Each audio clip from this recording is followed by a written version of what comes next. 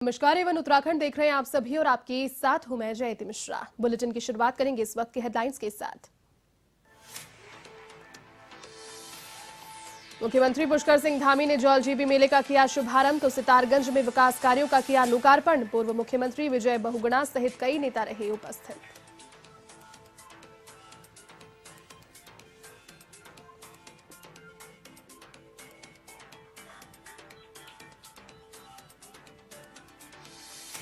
मुख्यमंत्री पुष्कर सिंह धामी ने दी बाल दिवस पर बधाई। बच्चों को बताया देश का भविष्य, कहा दुनिया के बेहतर कल के लिए बच्चों का वर्तमान सुरक्षित होना जरूरी है।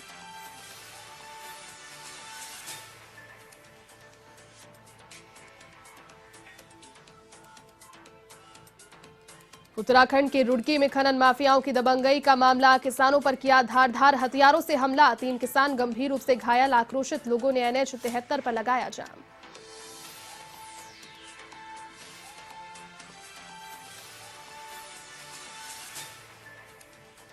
हल्द्वानी में पहाड़ी संस्कृति के हुए दर्शन, लोक कलाकारों ने 501 दीपक जलाकर मनाया इगास बग्वाल दिवस। केंद्रीय रक्षा राज्य मंत्री अजय भट्ट रहे उपस्थित।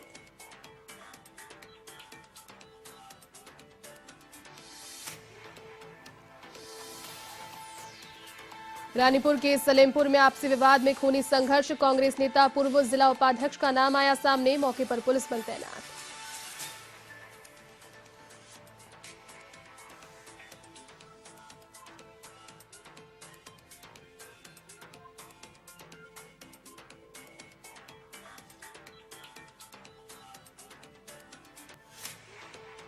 चलिए अब खबरें विस्तार से। काली एवं गोरी नदी के संगम पर स्थित जौलजीबी में प्रसिद्ध ऐतिहासिक, पारंपरिक और व्यापारिक जौलजीबी मेले का रविवार को शुभारंभ हो गया।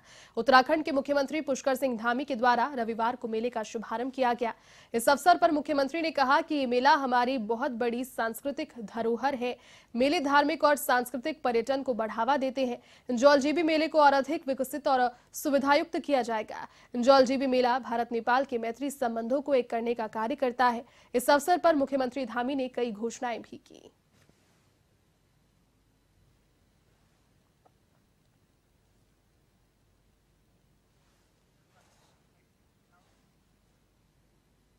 तो वहीं सितारगंज के शक्ति फार्म टैगोर नगर पहुंचे मुख्यमंत्री पुष्कर सिंह धामी का भाजपा नेताओं और कार्यकर्ताओं ने स्वागत किया। मुख्यमंत्री धामी ने सिरसा शक्ति फार्म रोड का पूजा अर्चना कर उद्घाटन किया, जिसकी बरसों से स्थानीय लोग मांग कर रहे थे। तो वहीं टैगोर नगर में रखी गई जनसभा को संबोधित भी उन्होंने किया। इस दौरान पूर्व मुख्यमंत्री विजय बहुगुणा, केंद्रीय मंत्री सुबोध उनियाल, कृषि मंत्री सुबोध उनियाल, माफ कीजिएगा, नैनीताल सांसद अजय भट्ट, यतीश्वरानंद स्वामी भी उनके साथ उपस्थित रहे। तो वहीं पूर्व मुख्यमंत्री विजय बहुगुणा के यहां से उपचुनाव लड़ने के बाद यहां की जनता से इस रोड को बनाने का वायदा किया गया था, जिसे भाजपा सरकार के द्वारा पूरा किया गया।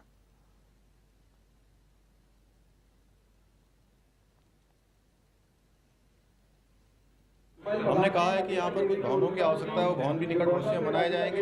इसके साथ साथ जो हल्द्वानी से इधर चोरगलिया को आने वाला जो सड़क है, उस सड़क के बारे में, और सिटकुल से सितारगंज चोरगलिया जो सड़क है, उस सड़क के बारे में भी जल्दी जो है हम लोग उसको भी निर्माण कार्य के लिए।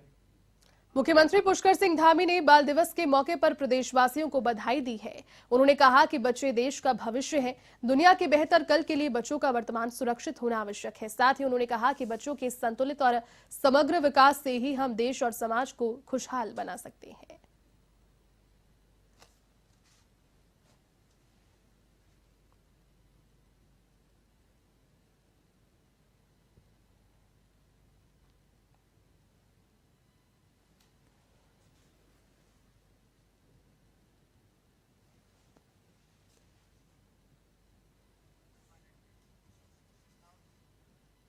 अल्मोड़ा में बाल विकास विभाग के द्वारा सिमकनी मैदान पर बच्चों के बाल दिवस के मौके पर उनके लिए विभिन्न प्रतियोगिताओं का आयोजन किया गया, जिसमें अध्यक्षता बाल विकास मंत्री रेखा आर्य ने की। इस मौके पर बच्चों ने डांस, चित्रकला और फैंसी प्रतियोगिता प्रस्तुत की। तो वहीं मंत्री रेखा आर्य ने कहा कि आज पूरे प्रदेश में बाल दिवस मनाया जा रहा है।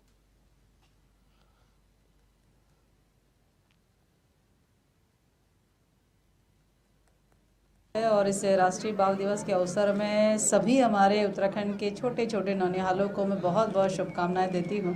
और इस बाल दिवस को हमारा विभाग आज अल्मोड़ा जनपद में और समस्त जनपदों में सेलिब्रेट कर रहा है, लेकिन वृहद स्तर पर जो है जनपद अल्मोड़ा में सेलिब्रेशन हो रहा है। और इस सेलिब्रेशन में निश्चित रूप से हमारे आंगनबाड़ी केंद्रों में जो हमारे पंजीकृत बच्चे हैं वो भी पार्टिसिपेट कर रहे हैं, ग्राम सभा के जो बच्चे हैं वो भी पार्टिसिपेट कर रहे हैं, और साथ साथ में हमारे जो शिशु सदन में हमारे बच्चे हैं वो भी इसमें पार्टिसिपेट कर रहे हैं। विभिन्न प्रकार के कार्यक्रम इनके आयोजित है, चाहे वो ड्राइंग कंपटीशन हो, डांस कंपटीशन हो, राइटिंग कंपटीशन हो या चेयर। पूर्व राज्य मंत्री और वरिष्ठ भाजपा नेता हेमंत द्विवेदी ने लालकुआं विधानसभा क्षेत्र से अपनी मजबूत दावेदारी पेश करते हुए कहा कि कई वर्षों से उनके द्वारा भारतीय जनता पार्टी की सेवा की जा रही है। यदि पार्टी उन्हें एक अवसर प्रदान करती है तो लालकुआं विधानसभा क्षेत्र का और अधिक तेजी से विकास किया जाएगा। उन्होंने कहा कि प्रदेश मुख्यमंत्री पुष्कर सिंह धामी हर वर्ग के उत्थान के लिए कार्य कर रहे हैं। प्रदेश में 24,000 नियुक्तियों की प्रक्रिया प्रारंभ हो गई है। मुख्यमंत्री उत्तराखंड की भौगोलिक परिस्थितियों के साथ वाकिफ हैं और इसके लिए उनके द्वारा युवाओं को रोजगार के अवसर भी दिए जा रहे हैं।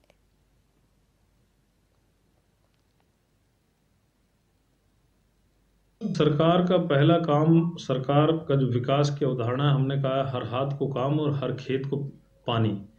हर बेरोजगार के लिए स्वरोजगार की योजनाएं केंद्र सरकार से लेकर केंद्र सरकार की तमाम ऐसी योजनाएं कि जिसमें जो है कि हम अपने बेरोजगार भाइयों को रोजगार यहाँ पर दे सकते हैं। स्वरोजगार की हमारे पास में बहुत सारी योजनाएं हैं। कौशल विकास जो हमारा जो योजनाएं हमारी चलती है, जो उसके तहत भी हम जो है कि तमाम रोजगारों को यहाँ पर ट्रेनिंग प्रोग्राम देते हैं। भारतीय जनता पार्टी के कार्यकर्ताओं ने घर घर जाकर जनसंपर्क अभियान तेज कर दिया है। इसी कड़ी में भाजपा नगर मंडल की उपाध्यक्ष आशा सेमवाल के नेतृत्व में महिला कार्यकर्ताओं ने कई इलाकों में जनसंपर्क किया। साथ ही केंद्र और राज्य सरकार की जन कल्याणकारी नीतियों के बारे में जानकारी दी। साथ ही राज्य सरकार लगातार जो जनहित कार्य कर रही है उनके बारे में बताया। 2022 में एक बार फिर से उत्तराखंड में सरकार बनाने की बात भी उन्होंने कही।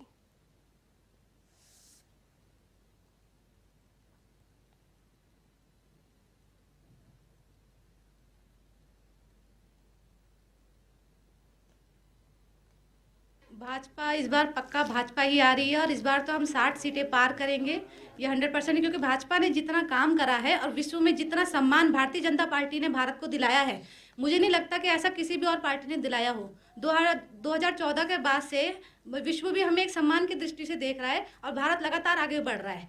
इसलिए इस बार हमारा यही नारा है कि बार बार भाजपा, हर घर भाजपा, और अब की बार। बासपुर में विश्व हिंदू परिषद के कार्यकर्ताओं ने मंदिर में कार्यक्रम आयोजित किया। इस दौरान विश्व हिंदू परिषद के कार्यकर्ताओं ने धर्म रक्षा निधि अर्पित की। बता दें कि बासपुर के रामराज रोड स्थित 3 मंदिर में विश्व हिंदू परिषद के जिला अध्यक्ष राजीव परनामी की अध्यक्षता में कार्यक्रम आयोजित किया गया। इस दौरान विश्व हिंदू परिषद के कार्यकर्ताओं ने देश भर में चल रहे धर्म रक्षा निधि समर्पण अभियान की बासपुर में शुरुआत की, जहां विश्व हिंदू परिषद के कार्यकर्ताओं ने विभिन्न सेवा कार्यों के लिए निधि समर्पित की।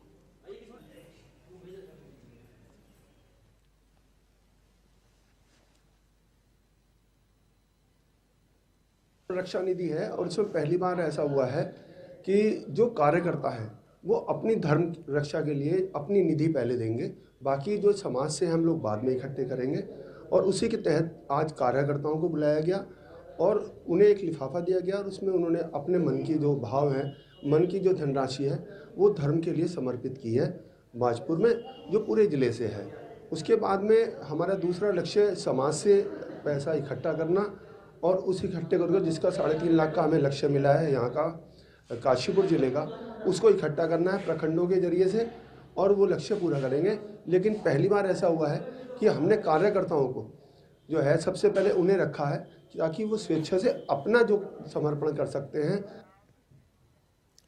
विकासखंड टाकुला के सोमेश्वर के सोमनाथ खेल मैदान में ब्लॉक स्तरीय खेल महाकुंभ का समापन हुआ। इस अवसर पर खेल महाकुंभ में सोहन, ममता और दिशा ने सबसे तेज दौड़ लगाई। खंड शिक्षा अधिकारी विनय कुमार ने सभी खिलाड़ियों को क्षेत्र के साथ प्रदेश और देश का नाम रोशन करने पर शुभकामनाएं दी। साथ ही सभी खिलाड़ियों को खेल की भावना से खेल खेलने का आह्वान किया।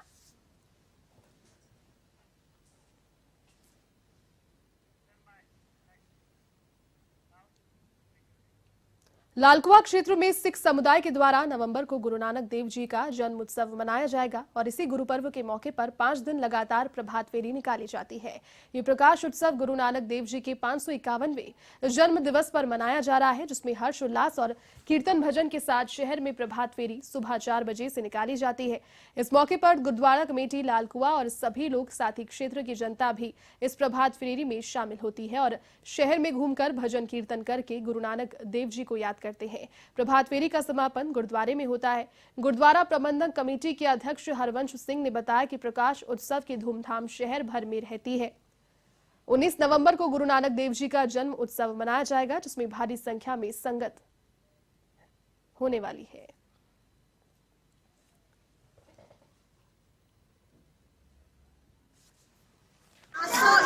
श्री गुरु नानक जी के जन्मदिन दिवस के ऊपर मनाया जाता है और यहाँ लालकुआ में जितने भी नगर निवासी हैं सब गुरुद्वारे में आके उनका गुणगान करते हैं, फेरियाँ निकाली जाती हैं और 5वें दिन हम गुरु ग्रंथ साहिब जी का पर्व मनाते हैं और उस दिन गुरुद्वारे में उनका पाठ रखा जाता है।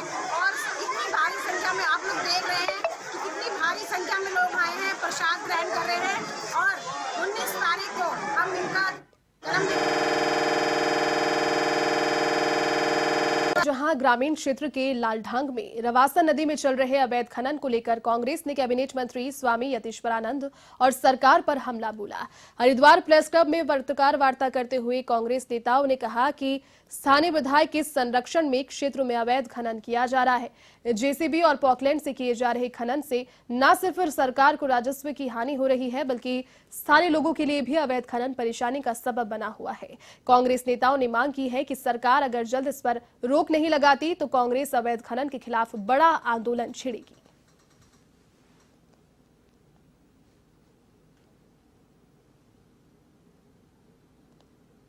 एक बड़ी प्रमुख नदी है रवासा नदी, और उस रवासा नदी के माध्यम से 15 से 20 गांव के बीच के किसानों को सिंचाई का पानी मुहैया कराया जाता है। आज उसमें जेसीबी और पॉकलैंड मशीनों के माध्यम से बड़ा ही ताबड़तोड़ तरीके से अवैध खनन किया जा रहा है, जिससे आने वाले समय में वहाँ के किसानों को सिंचाई के पानी की भी दिक्कत होगी और वो उससे वहाँ किसानों की ज़मीन कटने का भी खतरा है। आने वाले समय वहाँ 2011 में भी शिवालिक पालिका परिषद के अध्यक्ष राजीव शर्मा ने प्रेस कॉन्फ्रेंस को संबोधित किया। उन्होंने बताया कि स्वच्छ सर्वेक्षण 2021 के तहत फ्री इंडिया श्रेणी में नवगठित और उत्तराखंड के एकमात्र निकाय शिवालिक नगर पालिका का चयन किया गया है। उन्होंने कहा कि महामहिम राष्ट्रपति के द्वारा पुरस्कार दिए जाने की घोषणा भी की गई है, जिसके लिए सिर्फ नगर पालिका ही नहीं बल्कि पूरे जिले में मान बढ़ा है। इस दौरान उन्होंने प्रेस वार्ता के दौरान अपने सभी कर्मचारियों का आभार भी जाहिर किया।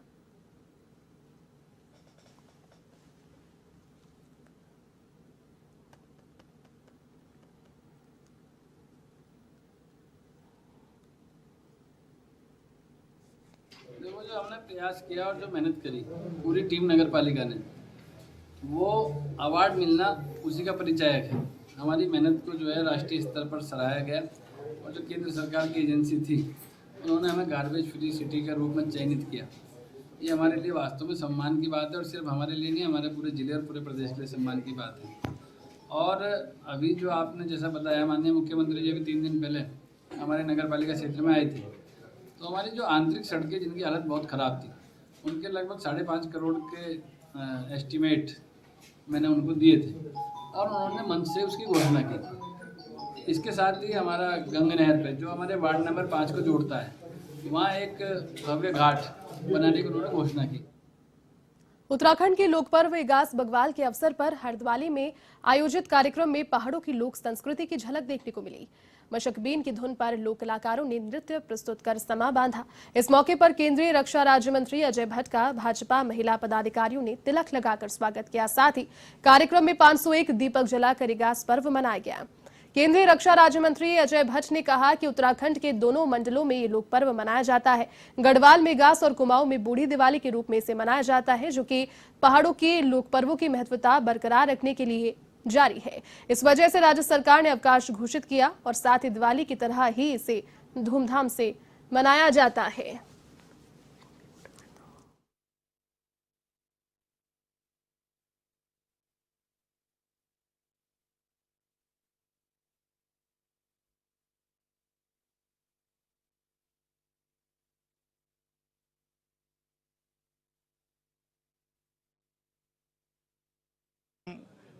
इनकी तरफ जाते नहीं हैं, तो इसकी वजह से क्या होता है कि अच्छी चीज़ों से हम वंचित रह जाते हैं। इसलिए ये प्रयास किया है हमारी सरकार ने, इस बार एक सरकारी छुट्टी दी है और सारे लोगों को उत्तराखंड में आज दीप भी जलेंगे घरों में, जिस तरह से दिवाली होती है उसी तरह से होंगे, और रस्म रिवाज होते हैं, कहीं पकवान बनते हैं, कहीं और सिंगल बनाते हैं, कहीं पुए बनाते हैं। तो हर तरह से जो पूजने की रस्म रिवाज है वो पुनः आज बूढ़ी दिवाली में दिखाई पड़ा। हरिद्वार केमिस्ट एसोसिएशन ने शहीद भगत सिंह घाट पर शहर को नशा मुक्त बनाने के लिए प्रतिज्ञा ली। कार्यक्रम में बतौर मुख्य अतिथि ड्रग कंट्रोलर एसएस भंडारी और ड्रग इंस्पेक्टर हरिद्वार अनीता भारती ने शिरकत की। कार्यक्रम का एसोसिएशन के पदाधिकारियों ने और मुख्य अतिथियों ने संयुक्त रूप से दीप प्रज्वलित कर शुभारंभ किया। इस दौरान प्रतिज्ञा ली गई कि कोई भी केमिस्ट मेडिकल स्टोर से किसी भी प्रकार की कोई भी नशा करने वाली प्रतिबंधित दवाओं को नहीं बेचेगा। साथ ही जो भी इस तरह के कार्य में लिप्त पाया जाएगा उसके खिलाफ भी कार्रवाई की प्रतिज्ञा ली।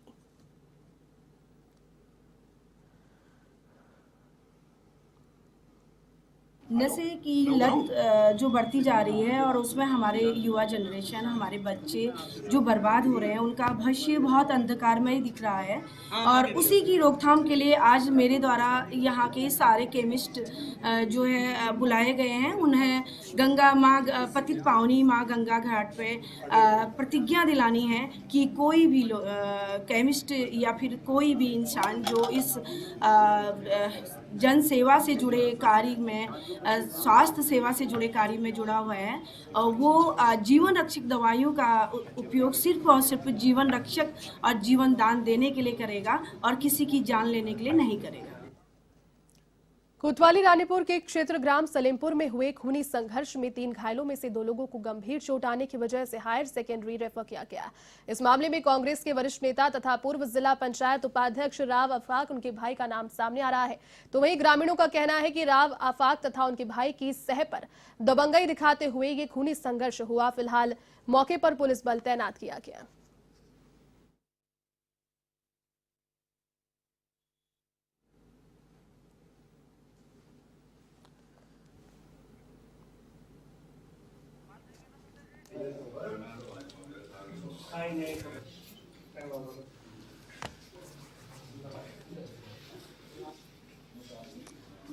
तो खूनी संघर्ष यहां पर एक हुआ है और जानकारी ये मिल रही है कि जो लोग 3 गंभीर रूप से इसमें जख्मी हुए थे, उनमें से 2 को अधिक हालत गंभीर होने पर हायर सेकेंडरी के लिए रेफर किया गया। बता दें कि ग्राम सलेमपुर में ये खूनी संघर्ष हुआ, जिसके बाद दोनों ही पक्षों की ओर से कई आरोप भी लगे।